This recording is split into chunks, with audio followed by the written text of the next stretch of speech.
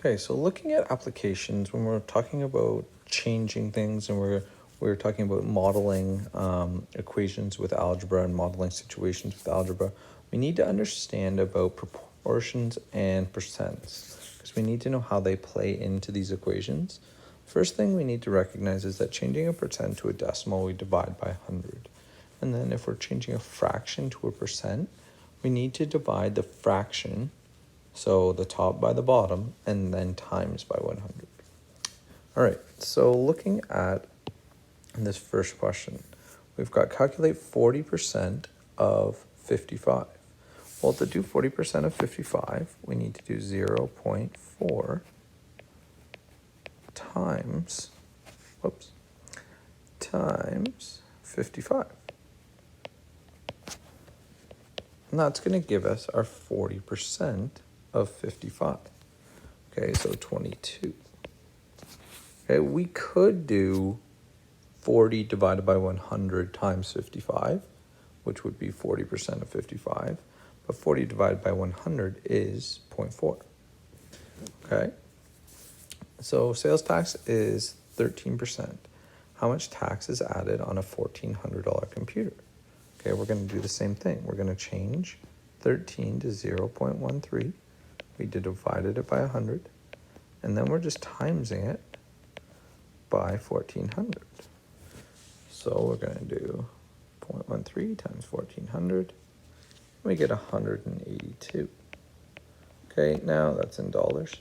You could do 1,400 times 0.13 if you wanted to. It's the same thing.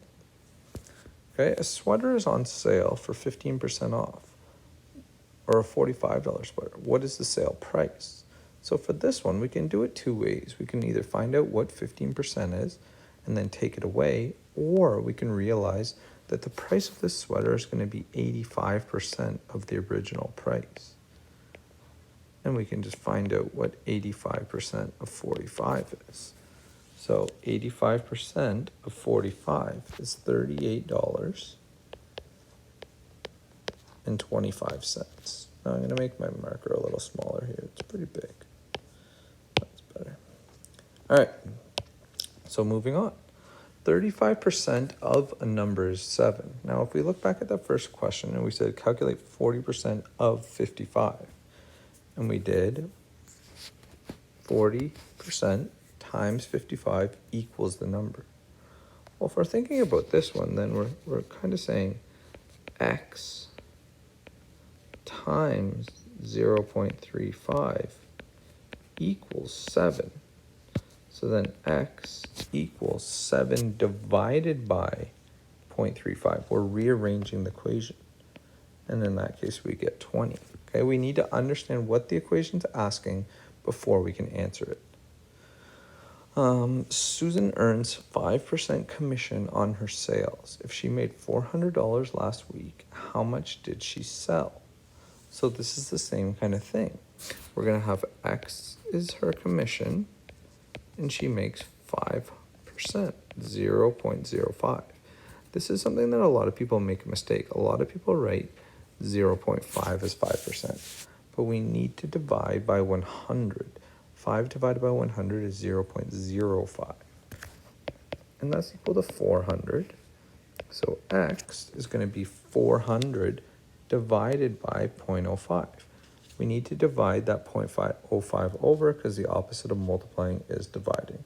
And this is 8,000. Okay? So moving on. So this is a chemistry type question. In hydrochloric acid, 5% is pure hydrochloric acid, 95% is water. If you want to have a 60 milliliter bottle, how much is pure acid? All we have to do is 60 times 0.05. And 60 times 0.05 is going to give us 3 milliliters. So that means that 57 milliliters is water. Okay, 1 mile is equivalent to 1.6 kilometers. How many miles are there in 5 kilometers? Well, what we have to look at here is we could actually make this into a fraction if we wanted to. We could say 1 mile is equal to 1.6 kilometers. So we have miles. Oh, let's fix that. We have miles over kilometers. So we have 1 over 1.6 equals 5, oh no, sorry, x over question mark, not question mark, over 5. Mr. Shaw is struggling here. Okay, kilometers are on the bottom. We don't know how many miles it is, but we do know we have 5 kilometers.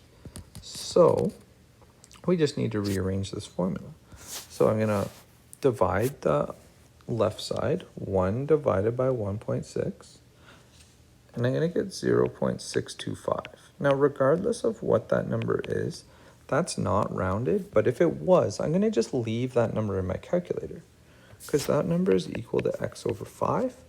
Now I can just multiply the 5 up to the other side, and I get x, or 3.125 equals x. So therefore, 3.125 miles